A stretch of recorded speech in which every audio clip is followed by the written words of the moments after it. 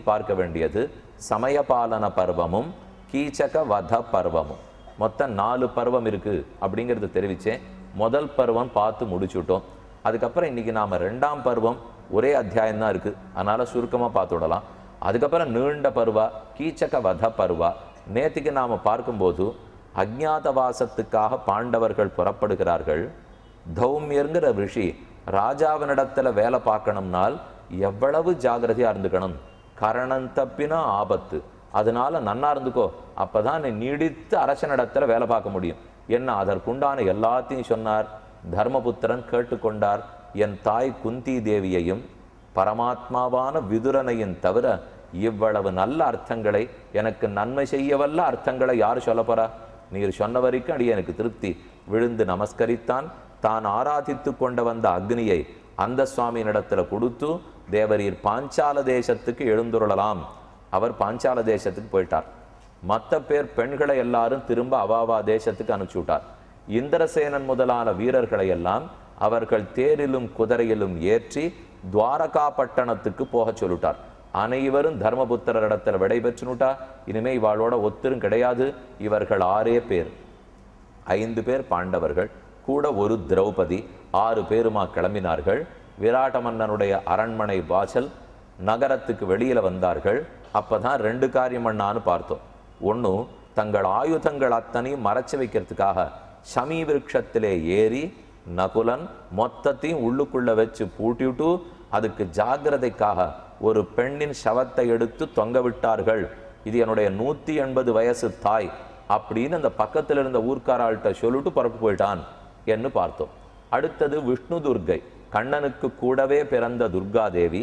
அவளை பிரார்த்திக்க அவள் தர்மபுத்திரனுக்கு பிரத்யட்சமாக வந்து உன் செயல் அவசியம் ஈடேறும், கவலைப்படாதேன்னு அருள் புரிந்தாள். இந்த 2ஐயுமே பார்த்துட்டோம். இனிமே மேற்கொண்டு ஒத்தொத்தரா உள்ள நுழைஞ்சா இன்னென்னார் இன்னென்ன பணிகளை ஏற்றுக்க போறோம்னு சொல்லிட்டா பொய் கலவாமல் பேசினார்கள். அது ரொம்ப முக்கியம் இல்லையோ? ஏன்னா வேஷத்தை மாத்தின்னு வரா. நல்ல வேளை யமதர்மராஜனை தர்மபுத்திரன் வேண்ட இவர்கள் உருவத்தை அப்படியே அவ ஆசைப்பட்டா போலே மாத்தி கொடுத்துட்டார். இதே வைபவம் ஹனுமானுக்குண்டு. ஆனா ஹனுமான் எப்பவனா தன் உருவத்தை மாற்றிக்கொண்டு போகலாம். ராமனிடத்துல வரச்சேவே குரங்கு வடிவத்தோட ஆஞ்சநேயர் வரல. அவர் இப்போ கபிரூபம் பரித்தியஜ்ய பிக்ஷுரூபம் சமாஷ்டதான்னுட்டு தன்னுடைய கவி உருவத்தை விட்டு அதாவது குரங்கு ரூபத்தை திறந்துட்டு சந்நியாசி வேஷத்தை எடுத்துட்டு தான் ராமன் முன்னாடி வந்தார். கபட்ட சந்நியாசியா ராமனை பத்தி தெரிஞ்சுடனும், நம்ம பத்தி இன்னார்னு சொல்லவே கூடாது என்கிற எண்ணத்தோட நேர்மை இல்லாம தான் ஹனுமார் வந்தார். ராமனை சேவிச்சாரோ இல்லையோ, அத்தனை கர்மங்களும் தொலைஞ்சே போச்சு. கர்மங்கள் இருந்தா தான் புத்தி திட்டம் போடவே தோணும். எப்ப கர்மங்களே தொலைஞ்சு போச்சோ புத்தியெல்லாம் நேர்மையா ஆயிடுத்து. அடுத்த வார்த்தை ராமா நான் தான் ஹனுமான்னார். ஆள் வேஷத்தை மாத்திண்டாச்சு. அப்ப பேரை மாத்திண்டு வேற சன்னியாசி பேரை சொல்லணுமோ இல்லையோ? நான் தான் சுக்ரீவனுக்கு அமாத்தியன், சுக்ரீவனுக்கு மந்திரி, குரங்கு கூட்ட தலைவனான சுக்ரீவனுக்கு நான் தான் மந்திரி, ஹனுமான்னா. ராம நேர இறங்க பார்க்கிறார். உருவம் சன்னியாசி உருவமா இருக்கு. குரங்கு கூட்ட தலைவனுக்கு மந்திரின்னு சொல்லிக்கிறியே, சன்னியாசியா இருக்கியா, நீ குரங்கா இருக்கியான்னா தப்பா போச்சு. ராமா உன்னை சேவித்த மாத்திரத்துல எல்லா உண்மைகளும் வெளிப்பட்டு போச்சு. நான் தான் அப்படின்னு தன் உருவத்தோட ஹனுமான் விழுந்து நமஸ்கரித்தார். ஏன்னா பகவானை சேவிச்சுட்டோன்னு வச்சுங்கோ, நம்ம கிட்ட இருக்கிற கர்மங்கள் அத்தனையும் தொலைஞ்சு போடுறதோ இல்லையோ. இதை பத்தி உபனிஷத்தே கூறுகிறது. பகவானை சேவிக்கிறோம். பித்யதே ஹிருதய கிரந்தி சித்யந்தே சர்வசம்சயாக க்ஷீயந்தே சாஸ்ய கர்மாணி தஸ்மின் திருஷ்டே பராவரே. பராவரன்னு பகவானுக்கு ஒரு திருநாமம். உயர்ந்தவர்களிலும் உயர்ந்தவன், எளியவர்களிலும் எளியவன். பர உயர்ந்தவன், அவர எளியவன். உயர்ந்தவர்களுக்கெல்லாம் உயர்ந்தவன், எளியவர்களுக்கெல்லாம் எளியவன். அவர் ரொம்ப தள்ளி இருக்கார் நினைச்சா தள்ளி இருப்பார், ரொம்ப அருகில் இருக்கார் நினைச்சா நமக்கு ரொம்ப அருகில் இருந்துருவார். திருமழிசை ஆழ்வாருடைய பாசுரம், சேயன் அணியன் சிறியன் மிக பெரியன் ஆயன் துவரைக்கோனாய் நின்ன மாயன் அன்னோதிய வாக்கதனை கல்லார் எதிலராம் மெய்ஞானமில். பகவத்கீதையை தெரிஞ்சுக்கணுங்கிறத திருமழிசை ஆழ்வார் வலியுறுத்தி சொல்லிட்டு இருக்கார். பகவான் ரொம்ப தூரத்தில் இருப்பார், தூரத்தில் இருக்கார் நினைச்சிண்டா. நமக்கு அருகில் இருப்பார், அருகில் இருக்கிறதா நினைச்சிண்டா. கிட்டவே முடியாது, கிட்ட வேண்டாம்ங்கிற எண்ணம் இருந்தா சுலபமா கிட்டுவிடலாம், கிட்டணுங்கிற ஆசை இருந்தா. ஆனால் அவர் தூரமாகவும் இருக்கார், அருகிலேயும் இருக்கிறார். அப்பேற்பட்ட எம்பெருமான் யாருக்கும் எளியவனாக, யாருக்கும் பெருமை உடையவனாய் பராவரன் என்கிற திருநாமத்தோட சேவை சாதிக்கிறார். அந்த பெருமாளை நம்ம சேவிச்சுட்டோம்னு வச்சுங்கோ, உடனே நம்மளுடைய ஹிருதயத்தில் இருக்கிற சந்தேக முடிச்சுக்கள், வாழ்க்கையில் நமக்கு எத்தனை ஐயம், இது இப்படியா அப்படியா, இது தர்மமா அது தர்மமா, ஒரு விளக்கை எத்தனை முகத்தில் ஏற்றணுங்கிறதுலேருந்து, கோலம் போடச்சே எத்தனை புள்ளி வைக்கணுங்கிறதுலேருந்து, பட்னி கிடக்கணுமா வேண்டாமா, ஏகாதசி முழிப்பட்னியா பாதிப்பட்னியாங்கிறதுலேருந்து இனிமேல் மிச்சமில்லை. அத்தனை சந்தேகங்கள் வச்சுட்டு இருக்கோம் இல்லையோ, மொத்த சந்தேகமும் தொலைஞ்சு போடும். முக்கியமான சந்தேகம், பெருமாள் எனக்கு நல்லது பண்ணிட்டு இருக்காரா இல்லை கட்டம் கொடுக்குறாரா, இது எல்லார்ட்டையும் ஒரு சந்தேகம். இன்னி வரைக்கும் எல்லாருக்கும் பதிலும் தெரியும், ஆனால் வாழ்க்கையில் படுற பார்த்தா அந்த சந்தேகம் போக மாட்டேங்கிறது. கண்டிப்பாக அந்த சந்தேகம் விலகிப்படணும். பதில் எப்போ மனசுக்கு புரியுறதோ அதை உறுதியாக மனசில் எழுத்தாணி கொண்டு எழுதி வச்சுடணும். ஒரு நாளும் பகவான் ஒத்தருக்கும் துன்பம் கொடுக்க மாட்டார். இந்த விஷயத்தை குலசேகர பெருமாள் ஆச்சரியமா 10 பாசுரங்கள், தருதுயரன் தடாயேல் உன் சரணல்லால் சரணில்லை, விரை கொடுவ மலர்பொழில் சூழ் வித்துவக்கோட்டம்மானே, அரிசினத்தால் இன்னதாய் அகத்திடினும் மற்றவள்தன் அருள் நினைந்தே எழுங்குழவி அதுவே போன் இருந்தேனே. ஒரு தாயார் தன் குழந்தைய வெட்டுடுறேன்னு கோபத்தோட பேசினாலும் அந்த குழந்தை தாயினுடைய மடியை விட்டு எந்த இடத்துக்கும் போகாது. அரிசினத்தால் ஈன்றதாய் அகத்திடினும், வெற்றேன்னு சொன்னா கூட அவ காலையே பிடிச்சுன்னு கொல்லியோ. அதே போல நீ காலால எத்தனை தடவை எட்டி உதைத்தாலும் நீ ஒரு நாள் எனக்கு தீங்கு செய்ய மாட்டாய்ன்னு எனக்கு தெரியும். நீ பெற்ற தாய், பெற்ற தாயினும் ஆயின செய்யும் நலந்தரும் சொல்ல நான் கண்டு கொண்டேன் நாராயணாவென்னும் நாமம்னு திருவங்கியாழ்வார் பாசுரம் இல்லையோ. ஆகையால் எப்பவும் உன் திருவடிகளைத்தான் பத்தின்றிருப்பேன், இதை விட்டுட்டு மற்றொரு கதி நமக்கு கிடையாது. ஆக எம்பெருமான் தீங்கே செய்ய மாட்டார்னார் குலசேகரர். நாம் சொன்னோம் எத்தனை கஷ்டங்கள்லாம் நாங்கள் பட்டிருக்கோம் தெரியுமா, இந்த கஷ்டம் இந்த கஷ்டம் இந்த கஷ்டம்னா. ஆழ்வார் பதில் சொன்னார், உங்களுக்கு என்ன ஒத்தரும் கஷ்டமே கொடுக்கறது இல்லையா, வாளால் அறுத்து சுடினும் மருத்துவன் பால் மாளாத காதல் நோயாளன் போல் மீளா துயர்தரிலும் வித்துவக்கோட்டம்மா நீ ஆளா உனதருளே பார்ப்பன் அடியேனே. ஒரு வைத்தியர் நம்மளை வெட்டலையா சுடலையா கஷ்டமான வைத்தியம் பண்ணலையா, அவருக்கெல்லாம் சம்பாவனை 1 லட்சம் 2 லட்சம் பண்ணுறோமா இல்லையா. எதுக்குன்னால் இல்லை நாளைக்கு உடம்பு சரியா போடும். அப்போ இன்னைக்கு கஷ்டம் கொடுத்தா கூட நாளைக்கு இன்பம் வரும்னு சொன்னால் கஷ்டத்தை நாம் பொறுத்துக்கிறோமோ இல்லையோ. அதே போல் நீ கொடுக்குற துன்பம் துன்பமே அல்ல, நாளைய மீளாத இன்பத்தை கொடுக்கறதுக்கு தயார் பண்ணுறாய் என்று தான் நான் தெரிஞ்சுட்டு இருக்கேன். வாளால் அறுத்து சுடினும் மருத்துவன் பால் மாளாத காதல் நோயாளன் போல். வெளியில் வந்த உடனே கேட்குறோம், வைத்தியரே நன்னா வெட்டி நன்னா எல்லாத்தையும் சரிப்படுத்திட்டீரோ இல்லையோ, ஏதானு குறைச்சலாக இருந்தால் சம்பாவனை சொல்லும், இன்னும் 2 தையலை இழுத்து போடணும்னா போடுங்கோ, ரத்தம்லாம் வந்ததோ இல்லையோ, ரத்தம்லாம் நிறுத்தியாச்சோ இல்லையோன்னா அவர் பார்ப்பார். சம்பாவனை கொடுத்து வெட்டுறதுக்கு வரவேற்கிற ஒரே தொழில் அதுதான். ₹1,00,000 ₹2,00,000 கொடுத்து என்ன இன்னும் கொஞ்சம் நன்னா வெட்டுறீங்களா, நன்னா ஆழமாக இன்னொரு தரம் பண்ணணும்னா கூட பண்ணுங்கோ, ஏதானு விட்டுட வேண்டாம். வலது கண் பண்ணிட்டீங்களோ இல்லையோ, எப்போ இடது கண், வலது கால் பண்ணிட்டோம் இல்லையோ, எப்போ இடது காது, அப்படின்னு மாற்றி மாற்றி கேட்டு தனித்தனி சம்பாவனை பண்ணுறோமோ இல்லையோ, நன்னாக்கிடுவருங்கிற ஒரே எண்ணம் தானே. அதனால் ஹிம்சேன்னு நாம் சொல்கிறோமே தவிர இது ஹிம்சையே அல்ல. இப்பவும் கஷ்டப்பட்டு நாளைக்கும் கஷ்டப்பட்டால் தான் அது ஹிம்சை. இப்போ கஷ்டப்பட்டுட்டு நாளைய நல்லத்துக்காகன்னு சொன்னால் அது அஹிம்சையில் தான் சேரும். அதே போலத்தான் பகவான் நமக்கு ஏதோ துன்பம் கொடுக்குறாப்புல இருக்குமே தவிர நமக்கு இருக்கிற பாப்பங்களை அனுபவிக்க வச்சுட்டு தானே அவர் மோட்சத்துக்கு அழைச்சின்னு போயாகணும். சேர்த்தது அவரா நாமா, மொத்த பாப்பங்களையும் சேர்த்தது நாம். அவர் ஒன்றும் பாப்பங்களை சேர்த்துடு நம்மளை தூண்டவே இல்லை. நாம் மொத்தத்தையும் சேர்த்துட்டு அவரிடத்துல போய் சரணம் எல்லா பாப்பத்தையும் தொலைச்சுடுங்கிறோம். நிறைய பாப்பங்களை இல்லைன்னு பெருமாள் ரத்து பண்ணிவிடுறார், எல்லாத்தையும் இல்லைன்னு விடுறார். ஆனால் கடைசி பட்சம் இந்த ஜென்மத்தினுடைய முடிவு வரைக்குமான்னு நம்மளை வைக்க வேண்டியிருக்கோம் இல்லையோ. நமக்கு தோணும் சரணம்னு சொன்னிட உடனே எல்லா பாவத்தையும் தொலைச்சுட்டு உடனே பெருமாள் மோட்சம் கொடுக்கூடாதா அப்படின்னு நினச்சிப்போம். உடனே மோட்சம் வாங்கணுங்கிற ஆசையே நம்மகிட்ட இல்லையே. நாம் சரணம்னு சொல்கிறச்சே கூட இந்த பிறவியின் இறுதியில் முக்தி கொடு, அடுத்த பிறவி வேண்டாம், இவ்வளவு தான் கேட்போமே தவிர இப்போவே கொடுன்னு யாருக்கான தைரியம் இருக்கா கேட்கறதுக்கு. பாரத நீங்கள்லாம் நன்னா கேட்டிருக்கீள், மோட்ச தர்மத்தை பற்றி தெரிஞ்சுனுட்டீள். எப்போ உயர்ந்த வேதவியாசர் பேசியிருக்காரோ சுகர் பேசியிருக்காரோ எல்லாருக்கும் மோட்சத்தில் ஆசை வந்துருத்தோ இல்லையோ. அதனால் இங்கே கூடி இருக்கிறவாளே உடனே இப்போ பெருமாள் 500 பேரை தேர்ந்தெடுத்து இப்போவே வைகுந்தம் கொடுக்கறதா இருக்கார் என்றால் இந்த நிமிஷத்துலேருந்து நாற்காலிகள் மட்டும் இருக்கும், மற்ற யாரும் இருக்கவே மாட்டான். இந்த கோஷ்டிலேருந்து இப்போ 500 பேருக்கு மோட்சம் கொடுக்குறதா இருக்கேன்னா சாமி ஏதோ நாளைக்கு எப்படி நன்னா வாழலான்னு இவர்கிட்ட தெரிஞ்சுன்னு போகலான்னு வந்தால் என்னமோ போகிற வாழ்க்கெல்லாம் மோட்சம் கொடுத்துட்றாளாம், வேண்டே வேண்டான்னு தோணிப்படுமோ இல்லையோ. இது பகவானுக்கு நன்னாவே தெரியும். நாம் விருப்பப்படாததை பகவான் கொடுப்பவனே அல்ல. நாம் எதை ஆசைப்படுறோமோ அதை மட்டும்தான் கொடுப்பார்.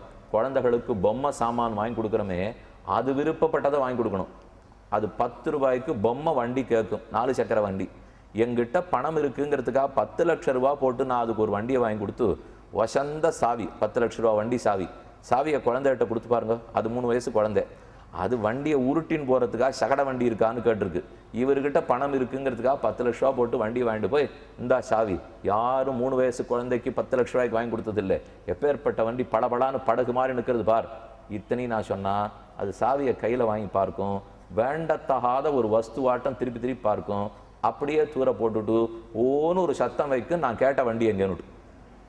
அதுக்கு 10 ரூபா வண்டி வேணும்னா அதை வாங்கி கொடுத்தா தான் அதுக்கு திருப்தியே தவிர, அந்தந்த குழந்தைக்கு எது விருப்பமோ அதை கொடுக்கணும்.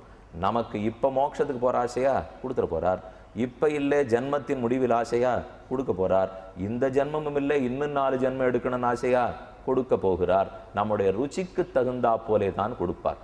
எனக்கு அடையணுங்கிற ஆசை இருந்ததுன்னா பகவான் கொடுக்க போகிறார். எனக்கு இப்போ போகணுங்கிற ஆசை இல்லை, இன்னும் கொஞ்சம் நாள் கழித்து வாழ்ந்துட்டு பொண்ணு பிள்ளை கல்யாணத்தெல்லாம் பார்த்துட்டு அடியனுக்கு சதாபிஷேகமும் பண்ணிக்க முடிஞ்சா பண்ணினுட்டு, நெஜ சதாபிஷேகம் 81 வயசுங்கிறது நம்ம ஏதோ சதாபிஷேகத்தை மாற்றினா 81 நடத்துகிறோம். இப்போ 100 வயசு ஆனாத்தான் சதாபிஷேகம் பண்ணிக்கணும். ஆனால் 100 வயசு வரைக்கும் இருக்க மாட்டோம். பண்ணிக்கணுங்கிற ஆசை மட்டும் போல. பெண்ணு இருக்குது, பேத்தி இருக்குது, பேரன் இருக்குது, கொள்ளு பேரன் இருக்குது. அவள் எல்லாரும் ஏதோ கனகாபிஷேகம் பண்ணால் அது பண்ண இது பண்ணுன்ற ஆசை. அதனால் அப்படியே கொஞ்சம் கணக்கெல்லாம் மாற்றி 100 அபிஷேகம்னா இப்படி வச்சுப்போம். 1000 பிறை பார்த்துட்டோம், அது 80 வருஷத்தில் நடந்துடும். அதனால அதை சதாபிஷேகமே இல்லை. 80க்கு 80 கொண்டாடணுமா இல்லை 100ன்னு பேர் வச்சுக்கணுமா? நமக்கு கொண்டாடிக்கணும்னு ஆசை. கிருஷ்ண ஜெயந்தி 2-3 வரும். ஸ்மார்த்தர்களுக்கு ஒரு கிருஷ்ண ஜெயந்தி நடக்கும், முனித்திரய சம்பிரதாயம்னு ஒரு கிருஷ்ண ஜெயந்தி நடக்கும், அப்புறம் இன்னும் மிச்சப்பட்ட வாழ்க்கெல்லாம் ஒரு கிருஷ்ண ஜெயந்தி நடக்கும்னு நமக்கு தோணும். ஏன்னா சுவாமி இதை கூட ஒரு நாளில் கொண்டாட மாட்டீங்களா? வரிசையாக ஒரு நாள் கோகுலாஷ்டமிங்கிற, அடுத்த நாள் கிருஷ்ண ஜெயந்திங்கிற, அடுத்த நாள் மாற்றி மாற்றி கொண்டாடலன்னா எனக்கு 3 நாள் பக்ஷணம் சாப்பிடணும்னு இருக்குது, நான் 3 நாள் கொண்டாடிட்டு போகிறேன். இதுக்கு கண்ணன் 365 நாள் ஒரு பறக்க மாட்டாரா? நமக்கு நிறையா பண்ணி அவருக்கும் சமர்ப்பிக்கணும், நமக்கும் சமர்ப்பிக்கணும். நாம சாப்பிடணும்னு ஆசை இருந்தால் பண்ணிட்டு போகிறோம். அப்போ நம்ம ஆசையின்படி தான் அனைத்துமே. பகவான் வேணும்னா உடனே தான் கொடுக்குறார். எனக்கு அதில் விருப்பம் இல்லை, இந்த ஜென்மத்தினுடைய கடைசியில் போகிறதுக்கு விருப்பம். இப்போ பெருமானுக்கு ஒரு தர்ம சங்கடம். ஏன்னா நாமோ இந்த ஜென்மத்தினுடைய முடிவில் போகணும்னு கேட்டுனுட்டோம். அது வரைக்கும் நம்மளை இந்த பூலோகத்தில் வச்சாகணும் இல்லையோ? இந்த லோகத்தில் நாம் இருக்கணும்னா அதுக்கு ஒரு நிர்பந்தம். கர்மங்கள் இருந்தால் தான் இந்த லோகத்தில் நாம் இருக்க முடியும். கர்மத்தை பெருமாள் அறுத்துட்டார்னால் அடுத்த நிமிஷம் விடுபட்ட பந்த போல எங்கேயோ ஆகாசத்துக்கு போடுவோம். இங்கே இருக்காது. பொருட்காட்சிக்கெல்லாம் போரிடும் இல்லையோ? நீண்ட கயிற்றுலே மேலே பலூன் மாதிரி கட்டி வச்சிருக்கலா, அது அப்படி குச்சியால் குத்தினோட பட்டார்னு உடஞ்சி போடும் இல்லையோ? அந்த கயத்தை கத்திரிச்சு விடுங்கோ, அதுக்கப்புறம் அது கீழே வரவே வராது.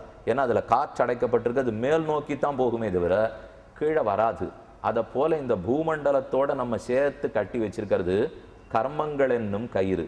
அதை பெருமாள் எந்த நிமிஷத்தில் கத்திரிச்சிட போகிறாரோ அடுத்த நிமிஷம் நாம் இந்த பூலோகத்தில் இருக்கவே முடியாது.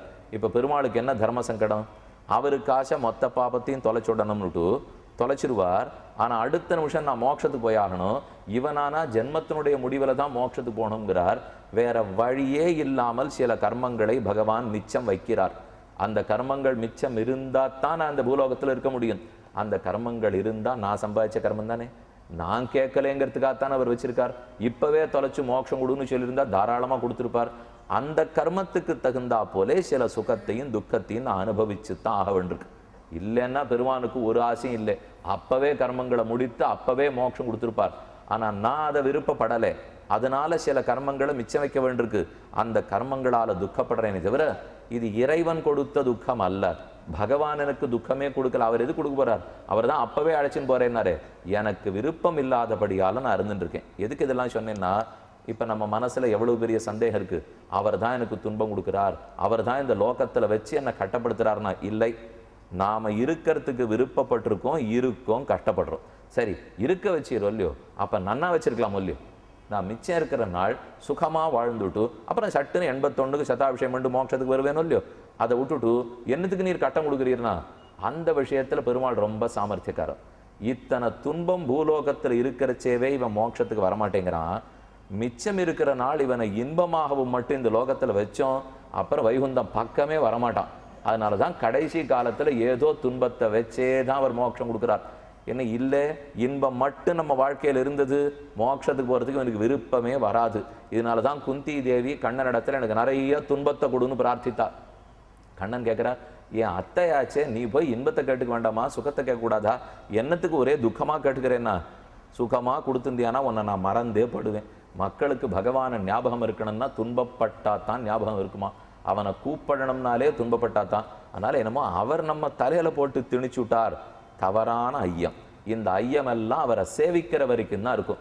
ஒரு நிமிஷம் சேவிச்சுட்டோம்னா மொத்த சந்தேகங்களும் தீந்து போடும். பித்தியதே ஹிருதய கிரந்தி சித்தியந்தே சர்வசம்சயாக க்ஷீயந்தே சாஸ்ய கர்மாணி.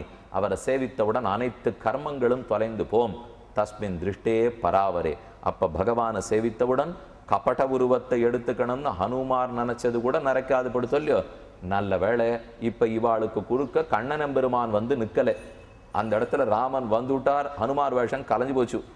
இந்த இடத்துல இவளுக்கு நடுவில் இப்போ கண்ணன் வந்திருந்தார், இவ 5 பேர் 6 பேர் வேஷமும் கலைஞ்சே போயிருக்கும். நல்ல வேளை அதை பண்ணிக்காமல் கண்ணன் வராமலே இருந்துட்டார். திரௌபதி அவமானப்படுத்தப்படும் போதே கண்ணன் வரலையே.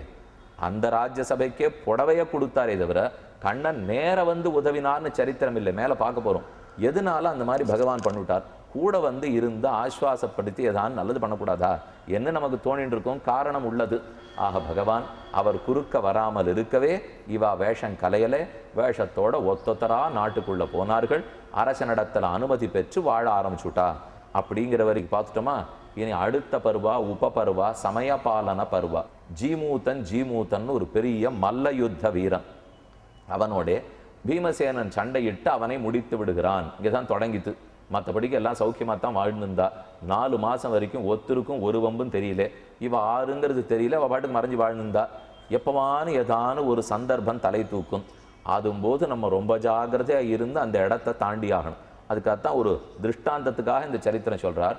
ஏவம் தே மத்ய நகரே பிரச்சன்னாக குருநந்தனாக அத ஊர்த்வம் மகாவீர்யாக கிமகுர்வத வை த்விஜ. இதை வைசம்பாயனர் ஜனமேஜயர் தானே பேசிட்டு இருக்கா. மொத்த கதையுமே அவள் பேசுறது தானே. அப்போ ஜனமேஜயர் வைசம்பாயனரிடத்தே அவள்லாம் சௌக்கியமாக இருந்தாளா? அப்படியே நாடு ஓடிடுத்தா, நாள் ஓடிடுத்தா. அப்புறம் என்ன நடந்தது என்று கேட்க பதில் சொல்றார். ஆமா, அவர்கள் ரொம்ப நன்னா மறைஞ்சு வாழ்ந்திருந்தா. மறுபடியும் கர்ப்பத்தில் இருக்கிறா போல வாழ்ந்தார்கள். தாயாருடைய கர்ப்பத்தில் இருக்கிறச்சே அந்த குழந்தையை பற்றி ஒத்துருக்குமே தெரியாது இல்லையோ. பஞ்ச பாண்டவர்களும் மறுபடியும் அவள் தாய் கர்ப்பத்தில் இருக்கா போல வாழ்ந்தாளாம். அப்படின்னா அவள் மறைஞ்சு வாடுறது ஒத்துருக்குமே தெரியலே. அந்த அளவுக்கு கர்ப்பத்துக்குள்ள இருக்காப்புல வாழ்ந்தார்கள்.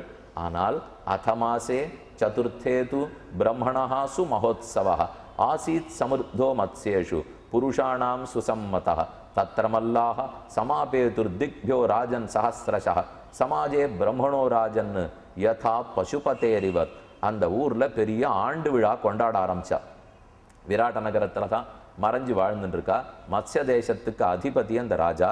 விராட்ட தேசத்துக்கு அதிபதி, மத்ஸ்ய தேசத்து மன்னவன் மத்ஸ்ய மன்னவன். அந்த ராஜாவினிடத்துல தான் இவ அண்டி வாழ்ந்துருக்கா. ஊர்ல பெரிய கோலாகலம் கொண்டாட்டம். வெவ்வேறு ஊர்லேருந்து மல்லர்கள்லாம் வரா. அந்த ஊர்ல பெரிய யுத்தரங்கம் போட்டியெல்லாம் நடக்க போகுது. எல்லாரும் கூடியிருக்கா. ஊரே கொண்டாடின்னு இருக்கு. அதுல ஒரு மல்லன் ஜீமூத்தன்னு பெயர். அவன் நிஜமாவே மேகத்தை போல கர்ஜிக்க கூடியவன். ஜீமூத்தம்னா மேகம். மேகத்தை போல கர்ஜிச்சுன்னு வந்தார். இந்த நாட்டில் யாரானு என்னை எதிர்த்து ஜெயிக்கக்கூடியவர்கள் உள்ளார்களா அப்படின்னு கர்ஜனே யார் வந்தாலோ மொத்த பேர் அவன் ஜெயிச்சுட்டு போறான். ராஜாவுக்கு ஒரே வருத்தமாக போச்சு. சரி, ரொம்ப நாள் முன்னாடி 4 மாதத்துக்கு முன்னாடி நம்மோட தளிகை பண்ணுறேன்னு சமயக்காரன் வந்து சேர்ந்தாரே, அவர் அப்போ ஒரு வார்த்தை சொன்னார். யாரானும் மல்லர்கள் இருந்தாலும் சண்டை போடுவேன், மிருகங்களோட கூட நான் சண்டை போடுவேன் அப்படின்னு சொன்னார் ஒருத்தர். அவர் தான் வல்லவன். அவரை கூப்பிடுங்க, அவரை இவனோட சண்டை போட விடலாம்னு சொன்னார். ஜீமூத்தம் நாமதம் தத்ர மல்லம் பிரக்யாத விக்ரமம் தாவுபௌ சுமஹோத்சாஹாவுபௌ பீம பராக்கிரமௌ மத்தாவிப மகாகாயோ வாரணோ ஷட்டிஹாயனௌ. 60 வயசு கொண்ட பெருத்த யானைகள் 2 மோதினால் எத்தனை வேகத்தோட மோதுமோ அதை போல அவ 2 பேரும் மோதிண்டாளாம். பெருத்த சண்டை மூண்டது. இந்த சில ஸ்லோகங்களிலே மல்ல யுத்தத்தின் போது என்னென்ன மாதிரி அடிப்பா, எப்படி கையால் போட்டு வளைப்பா, எப்படி பிடி போடணும், அதுக்கெல்லாம் நிறைய அவங்க பேர் கொடுத்துருக்கா. நிபாத்திய பேஷணம் பூமௌ பிரமாத இதி கத்தியதே. பேஷணம், பிரமாத, தூத்யா, க்ஷேபணம், உபயோர்புஜம், அவாங்முகம், தர்ஜன்யங்குஷ்ட மத்தியம், அங்குள்ய பிரசுராயாஸ்து, ஆதிருஷ்ய குரோடீகரணம். இது எதுவுமே என்னன்னு அடி எனக்கு தெரியாது. ஏன்னால் அவர் நிறையா தான் எழுதியிருக்கார். இது மல்ல யுத்தம் தெரிஞ்சவாளை தான் நீங்கள் கேட்டுக்கணும். அது எப்படியெல்லாம் பிடி போடணும், எப்படி இருக்கணும், எப்படி உருட்டி கிழதழணும், எப்படி ஆகாசத்தில் தூக்கி சுற்றணும், அவள் உடம்பை எப்படி நம்ம உடம்பை பாரமாக்கிக்கணும், அவள் உடம்பை லேசாக்கிக்கணும், என்னென்னமோ எழுதியிருக்கார். யாருக்கான விருப்பம் இருந்தால் அவசியம் அந்த புஸ்தகத்தை எடுத்து படிச்சு பாருங்க. எல்லாம் இருக்குங்கிறதுக்காக சொன்னேன். இப்போ படித்த பேர் மட்டும்தான் அடி எனக்கு தெரியும். அதுக்கப்புறம் அதனுடைய அர்த்தம் என்னன்னு கேட்டால் எனக்கு தெரியாது. அப்போ மல்ல யுத்தத்தினுடைய சூக்ஷ்மம் அத்தனை இந்த இடத்துல எழுதியிருக்கார். கடைசியா ஜீமூத்தனை தூக்கினான், ஒரே வேகமாக சுழற்றி கீழே அடித்தான், அவன் அழிந்தான். பிராமயித்வா சதகுணம் கதசத்தம் அச்சேதனம் பிரத்யபிஷன் மகாபாகு மல்லம்புவி விக்ரோதரக விருக்கோதரக. எத்தனை சாப்பிட்டாலும் பீமசேனுடைய வயர் இருக்கு பாருங்க, அது அப்படியே படிஞ்சு உள்ளுக்குள்ள மடிஞ்சு இருக்குமா, நிறைய சாப்பிடுவார். ஆனால் எத்தனை சாப்பிட்டாலும் வயறு மட்டும் பெருக்கவே பெருக்காது. அதனால தான் விருக்கோதர என்னவனுக்கு பேர் கொடுத்துருக்கா. நரிகள்லாம் சாப்பிடும், ஓநாய்கள்லாம் சாப்பிடும். அது சாப்பிடச்சே எத்தனை சாப்பிட்டாலும் இந்த ஓநாயர் வயறு மட்டும் பெருக்கவே பெருக்காது. அதை போலவே இவருக்கு வயராம். அதனால தான் அவனுக்கு விருக்கோதரன்னு பேர் கொடுத்துருக்கா. ராஜாவுக்கு ஒரே திருப்தி, நிறையா பரிசு மழையாக பொழிஞ்சார். ஆனால் திரௌபதிக்கு மனசில் ரொம்ப வருத்தம். இப்படிப்பட்டவாளோட சண்டை போட்டால் நம்ம கணவன் சம்பாதிக்கணும், எப்படி பிறந்தோம், எப்படி வாழ்ந்தோம், இப்போ எங்கே வந்து நம்ம கட்டப்பட்டுருக்கோம். என்றைக்குமே ஒரு பத்னிக்கு தன்னுடைய கணவன் கட்டப்படுறதுங்கிறத அவளால் ஏற்றுக்கொள்வதே முடியாது. அதனால் திரௌபதிக்கு ரொம்ப வருத்தம் தான். இருந்தாலும் வெளியில் காட்டிக்கொள்ளாமல் வாழ்ந்தாள். திரௌபதி பிரேக்ஷதான் சர்வான் கிளிஷ்யமானான் மகாரதான் நாதி பிரீத்தமனாராஜன்னு நிஸ்வாச பரமாபவத்து. மேலே உயர்து தெழ்வா மேல் மூச்சு கீழ் மூச்சு வாங்கி கொண்டு நீண்ட நெடிய பெருமூச்சு விட்டு கொண்டு தன் கஷ்டத்தை மறைத்து கொண்டே சைரந்திரி வாழ்ந்து வந்தாள் என்பதோட அந்த பருவமே முடிஞ்சு போச்சு. அதனால் சமயபாலன பருவா ரொம்ப சுருக்கமான பருவா, ஒரே அத்தியாயம்தான். ஜீமூத்தங்கிற மல்ல யுத்த வீரனை பீமசேனன் ஒழித்தார். அத்தோட அந்த பருவா ஆச்சு. அதுக்கப்புறம் கீச்சக வத பருவா. கீச்சகங்கிறவர் சுதேஷ்ணாங்கிற ராணியினிடத்துல தானே சைரந்திரி போய் வேலை பார்த்துட்டு இருக்கா. திரௌபதி அவளிடத்துல தான் தலைவாரி பின்னி தலையை நன்னா பராமரிக்கிற சேட்டி பெண்ணாக கூட இருக்கிற பெண்ணாக வேலை பார்த்துட்டு இருக்கா. இந்த கீச்சகன் இப்போ 2 உறவாச்சு. ஒன்று யார் ராஜாவோ, ராஜாவினுடைய மனைவியினுடைய தம்பி, இது ஒரு உறவு. 2வது அந்த தேசத்தையே காப்பாற்றுற சேனாபதி கீச்சகன் தான். ஏன்னா ராஜா ரொம்ப பலிஷ்டர் இல்லை, அவருக்கு ரொம்ப பலம் போராது. அதனால இந்த சேனாபதியை வச்சுன்னு தான் நாட்டை அவர் ஓட்டின்னு இருக்கார். யார் எதிர்த்துன்னு வந்தாலும் இந்த சேனாபதி தான் ஜெயிச்சு கொடுப்பார். அதனால் அந்த ஊரில் ராஜான்னு பட்டம் இருந்தாலும் உண்மையாக பார்த்தா எல்லா அதிகாரம் ஆட்சி அத்தனையுமே இவர்கிட்ட தான் இருந்திருக்கு. அதனால் கீச்சகன் வச்சது தான் சட்டமாக இருந்திருக்கு. அவன் கேகயராஜனுடைய பிள்ளை. கேகயராஜனுடைய பெண்ணு சுதேஷ்ணாங்கிற ராணி. அந்த ராணியினுடைய மாற்றாந்தாய் மற்றொரு மனைவி.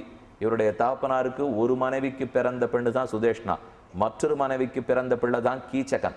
கீச்சகன் பெருத்த பலசாலி, 1000 யானைகளுடைய பலம் பொருந்தியவன், காமாந்தகன், யாரை கண்டாலும் காமப்படக்கூடியவன். அவனுக்கு கண்ணில் கொஞ்ச நாளா திரௌபதி படாமல் இருந்தா அவன் மறைஞ்சு சைரந்திரியா இருக்காளா. இந்த பக்கம் அவன் வர்ற போலுக்கு இத்தனை நாளும் படலை. 10 மாதம் ஓடி போச்சு. இப்போ நாம் பார்க்க போகிற பருவத்திலே 10வது மாதம் வரைக்கும் போய் இன்னும் 2 மாதம் தான் இருக்குது. நாம் இருக்கிறது இப்போ 14வது அத்தியாயத்தில். மொத்தம் 72 அத்தியாயங்கள் உள்ளன. 14வது அத்தியாயத்திலேயே 10 மாதம் முடிஞ்சு போச்சு.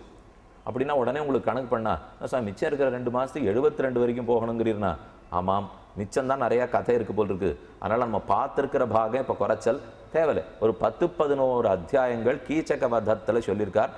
அதற்கப்புறம் கோகிரகண பருவம்ங்கிறது ரொம்ப பெரிய பருவம். அதனால தான் அர்ஜுனுடைய பிரபாவத்தை எல்லாம் நாம் பார்க்க போகிறோம். நிறைய தர்மத்தையும் அதிலே வேதவியாசர், தான் ஜனமேஜயர், சுகாச்சாரியர் எல்லாருமே உபதேசித்துள்ளார்கள். இப்போ கீச்சகனுடைய வதத்திலே முதல் அத்தியாயத்தில் சொல்கிறார், கீச்சகன் காம வெறிகொண்டு திரௌபதி சைரந்திரியினிடத்திலே போய் என்னை கடிமணம் புரிந்து கொள்ளுவாய், எனக்கு இருக்கிற மற்ற மனைவிகள் எல்லாரையும் திறந்துடுறேன், இல்லைன்னா அவா எல்லாரையும் உனக்கு வேலைக்காரிகள் ஆக்கி விடுறேன், நீயே உடனே எனக்கு மனைவியாள்னு ஆசை கிணங்கு. இதுதான் கீச்சகன் சைரந்திரியினிடத்தில் போய் கேட்குறான். அவளும் எப்படியோ தடுத்து பார்க்கிறாள். இந்த கதையும் ராவணன் சீதையினிடத்திலே வேண்டி நின்ற கதையும் ஒன்றே. அங்கு மதே இங்கு மதே, தன்னுடைய ஆசை கிணங்கணும்னு காமவெறி கொண்ட ஆண்மகன் கேட்கிறான். அதில் இப்போ திரௌபதி இவனுக்கு என்ன உபதேசம் பண்ணுறாள்ங்கிறதும், அதே போல் சீதை ராவணனுக்கு என்ன உபதேசம் பண்ணுறாள்ங்கிறதையும் பார்த்தால், எப்படி ஓரொரு ஆணும் ஓரொரு பெண்ணும் பதிவிரதகளாக இருக்க வேண்டும். கற்புங்கிறது 2 பேருக்குமே இருக்க வேண்டும். பெண்களுக்கும் கற்பு முக்கியம், ஆண்களுக்கும் கற்பு முக்கியம். அந்த விஷயத்தை ரொம்ப ஆச்சரியமாக இந்த இடத்துல இது சொல்கிறார். கீதையிலேருந்து சில ஸ்லோகங்கள் உள்ளன, அதையும் எடுத்து சேர்த்து சொல்கிறேன். இங்கேயே ரொம்ப ஆச்சரியமாக உபதேசம் பண்ணியிருக்கார். வசமானேஷு பார்த்தேஷு மத்ஸ்ய நகரே ததா மகாரதேஷு சன்னேஷு மாசா தச சமாயயுகு. 10 மாசங்கள் முடிஞ்சு போச்சு. இன்னும் 2 மாசம் இருந்ததுன்னா காலத்தை தள்ளிவிடலாம். அதற்குள்ளதான் பெரிய ஆபத்து வெடிக்கிறது. தஸ்மின் வருஷே கதப்பிராயே கீச்சகஸ்து மகாபலஹ சேனாபதிர் விராட்டஸ்ய ததர்ஷ துருபதாத்மஜம். துருபத மன்னவனுடைய பெண்ணான திரௌபதியை ஒரு நாள் எங்கோ அவன் கண்டு விட்டான். போய் இவள் ஆறுன்னு விசாரித்தான். உன்னுடைய அக்காளுக்கு கூட இருக்கிறவ தான் இவள், அவளுக்கு தான் இவ உதவி பண்ணிட்டு இருக்கான்னு பக்கத்தில் இருக்கிறவா சொன்னான். நேர தன்னுடைய அக்காள் இடத்துல போனான். சுதேஷ்ணாவிடத்தே இந்த பெண்ணு யாரு, பார்க்கறதுக்கே மதிய மயக்கக்கூடிய அழகு படைத்தவளா இருக்காளே, எனக்கு வெறி ஏறித்து, இவளை இனி நான் அடைந்தாலே அல்லது என்னால் நிறுத்த முடியாது என்று போய் அவள்கிட்ட பேசுறான். நேயம் மயா ஜாத்து புரோக திருஷ்டா ராஜ்ஞோ விராட்டஸ்ய நிவேசனே சுபா ரூபேண சோன் மாதயதீவ மாம் பிருஷம் கந்தேன ஜாதா மதிரேவ பாமினி. கள்ளு குடித்தா போல தள்ளாடுறேன். பார்க்கக்கூடாத பொருளை பார்த்துட்டா எப்படி பயப்படுவேனோ அதை போல ரொம்ப எனக்கு உள்ளத்துல பயமா இருக்கு, நீ கிடைக்காத போடுவியோன்னுட்டு. ஆகையால் இவளை நான் அடையணும். நேராக அக்கால் இடத்துல போய் கேட்க ஆரம்பிக்கிறான். அவள் முதல்ல சொன்னா, அந்த பெண்ணை நான் தான் வேலைக்கு வச்சேன், அவள் சேர்ந்து 10 மாதம் ஆறுது, ஆனால் அவள் கூடவே சொன்னத்தை ஒன்று சொல்லிடுறேன். 5 கந்தர்வர்கள் அவளுக்கு கணவர்களாம். அந்த கந்தர்வர்கள் யாரையுமே சும்மா விட மாட்டாளாம். இவளிடத்துல யாரான உபச்சாரப்பட்டால் அன்று இரவே அவர்களுக்கு மரணம் நிச்சயம். இந்த விதியின்படி தான் இந்த பெண்ணு என்கிட்ட வேலைக்கு சேர்ந்திருக்கா. அந்த உண்மையை உங்ககிட்ட சொல்றேன், தப்பு பண்ணிவிடாதே. நீ அவரிடத்துல ஆசை வைத்தே உன் அழிவு நிச்சயம் அப்படின்னு அக்கா சுதேஷ்ணா உபதேசம் பண்ணா. ஆனா காமத்தினாலே கண்மூடி பூரியவனுக்கு இதெல்லாம் காதல பட போறதா? அவன் சொன்னான், அதை பத்தி நீ கவலைப்படாதே, கந்தர்வர்கள் எல்லாம் நான் ஒரு கை பார்த்துக்கிறேன். நான் 100 கோடி கந்தர்வர்கள் ஒன்று சேர்ந்து வந்தாலும் அவர்கள் அப்படியே ஜெயிச்சிருவேன். நீ அவளிடத்துல பேசுறதுக்கு மட்டும் ஏற்படுத்து. சுதேஷ்ணா சொன்னா, நீயே போய் உன் ஆசையை வெளிப்படுத்திப்பார், ஒருவேளை கந்தர்வர்களை ஒதுக்கி வைத்து விட்டு உன்னை கணவனாக வரிக்கலாம் அப்படின்னு சுதேஷ்ணா சொன்னா. நேரம் அங்கேயே திரௌபதி இடத்தே போனா.